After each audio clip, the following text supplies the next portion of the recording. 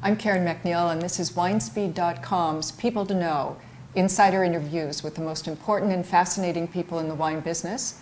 And today we have Chris Carpenter with us. Chris, you're the winemaker for Cardinale, Lokoya, Jota, and Mount Brave, four very prestigious brands in the Napa Valley.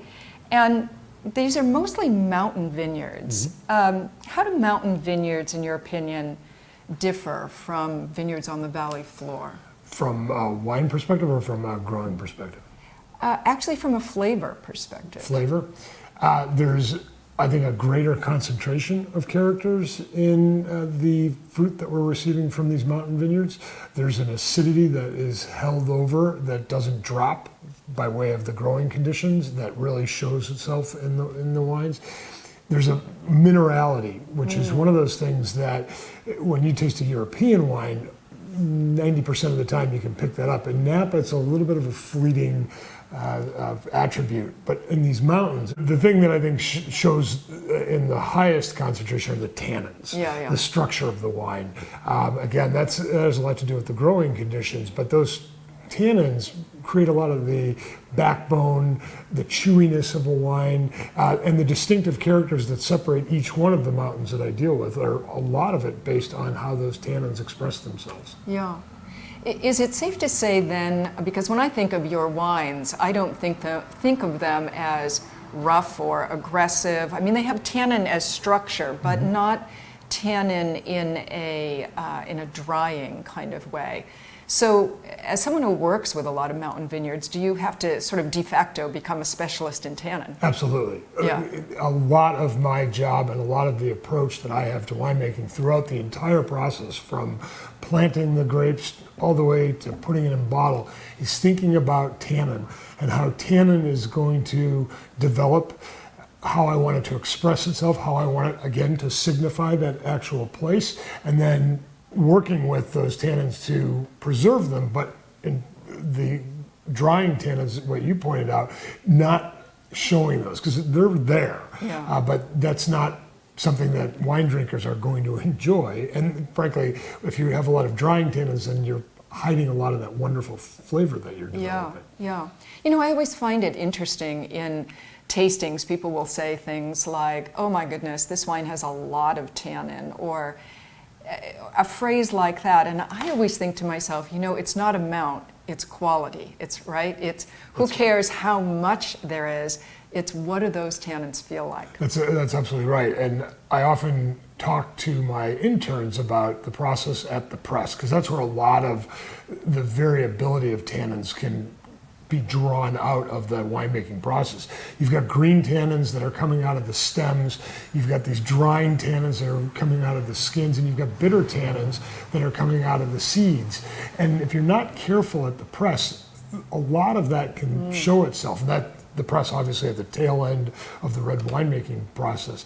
But if you can capture those chewy tannins, I think that's oftentimes what separates wine, is that there is something tactile about wine. There is something that you can chew on. And I really enjoy that in the wine. And the other great thing about tannins, particularly with mountain tannins, they help a wine age.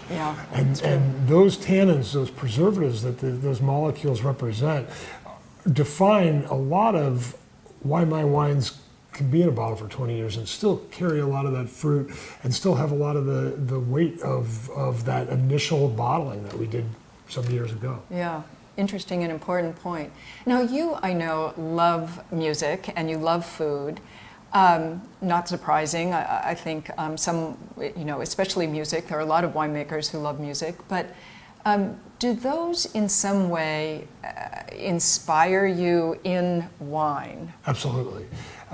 Music, I mean, food, obviously, the connection with food and wine, and I did a stint in Italy and worked with slow food for a number of years, and that coming together of those two parts of our gastronomy is really important.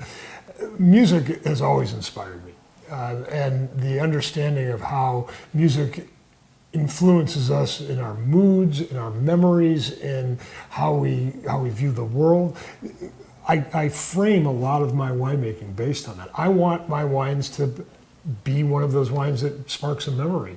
I want my wine to be part of that experience, of that moment in somebody's life. And I want my wines to have the subtlety that music can have, the highs and lows, the timbre, the rhythm, the dynamics, all those things that are in music, wines should have. And it helps me, as I'm sitting down to think about putting wines together, to frame all of that and to have something that I can use as a leap pad to craft my wine. Yeah, you know, this is such an important point to me, because I think when we all taste a wine, you know, we write down flavors, cherries, blueberries, whatever, but often what's really important about a wine is its rhythm, its movement, its pacing, Sure. its timing.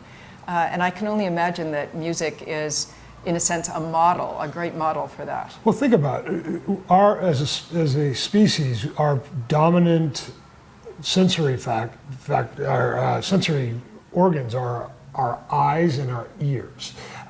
We are predators, you know, so our eyes are incredibly important. Our ears to a lesser extent, but because it is such a dominant part of our world, that's how we think about things, and that's how we, you know, if it's color or if it's sound or the shape of things that we see through our eyes, or the shape of music that we hear through our voice, all of that can be applied to our other sensory organs, which is our sense of touch and our sense of taste.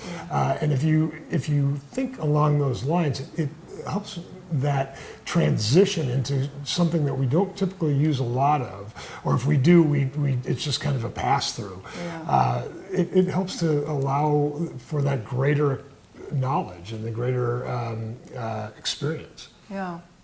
Now, you have a lot of science in your background. You have several science degrees. But wine, in addition to science, is also intuition, I can imagine. So when you're working with these mountain vineyards and this mountain fruit, do you think you're relying more on science or intuition at this moment in your career? It's a combination of both. The base work, what gets me to start thinking about creative ways of approaching the vineyards or the wines is a lot of the science that I'm tracking throughout the year. It's what starts that process. We're trained as winemakers, as plant biologists, and as chemists. And what we're really looking at in the plant biology side is to maximize the growth habits of that plant to allow for the development of really great flavor. And there's a lot of research that has been done on that allows you to make some of those decisions.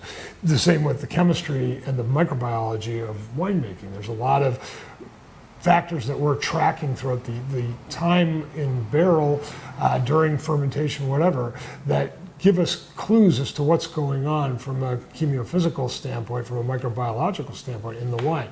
That all said, I don't make decisions based on that. I make decisions based on, because there's so many variables, and science needs to, the thing about science is you need to break down those variables, and you need to be very, very precise, and that's how great science is done, by eliminating as many variables as possible. With wine, you can't do that. So you have to be able to think about in a more holistic way, a more creative way, how all of these things interact to create flavor and to inspire us to drink wine as part of the meal or whatever it happens to be. And that does come with a lot of that right brain thinking. Yeah, no, I can only imagine. Now, you're considered one of the top winemakers in Napa Valley. Do you, what character trait do you think you possess that has allowed you to be so successl? Other than the fact you're a really tall guy. Yeah, that's a good question. I don't know. I really love what I do.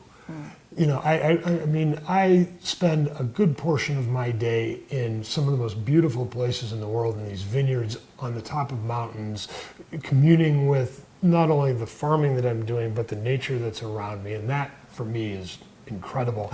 And then I get to create this product in the winery that I connect with because of my time spent with it. It's a living product, and I'm fostering its process from being a baby to a juvenile to an adult and then far off into the future. And there's something rewarding about that, and there's something spiritual to a certain degree. And then you get to see people react to it in a very visceral way. And again, one of the things that I enjoy most about making wine and interacting with the people that drink my wine are when those people come up to me and they tell me a story about, I had this wine the night I proposed to my wife, and it will always be one of our most special wines, and we will never forget this wine. And there's dozens of stories that we as winemakers collect off of those kind of moments in other people's history, and that's incredible that I'm a part of that. Yeah. Our full interview with Chris Carpenter is at winespeed.com. People to know. You're really going to want to check it out. It's fascinating.